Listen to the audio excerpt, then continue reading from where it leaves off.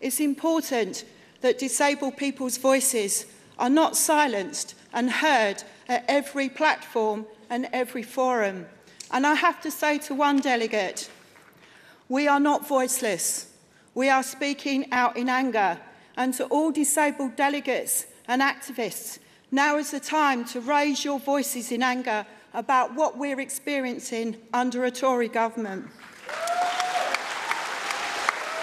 I just want to say that Jeremy Corbyn and John McDonnell have been consistent in voting against the cuts disabled people have been subjected to in 7 years of brutal Tory austerity.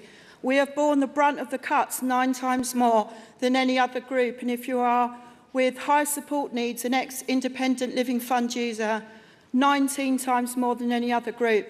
And we should remember the United Nations Convention of the Rights of People with Disabilities, that the Tory government, the UK, are the first state to be formally investigated, the first state to be found guilty of grave and systematic human rights violations, and just recently in Geneva, in August, they ruled that the cuts disabled people are experiencing are of a human catastrophe so big it cannot be said enough.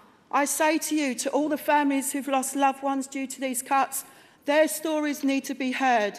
To all the activists who are not here and to people who cannot speak out, we must continue the fight to get their voices heard, their stories told. Every voice makes a difference. Every action, every campaign makes a difference. But change happens out on our streets and in our communities. And it's under a Labour government we must continue to pile the pressure so that we are fully included and with fully accessible services, so that we are as much a human being in society as non-disabled people. Thank you.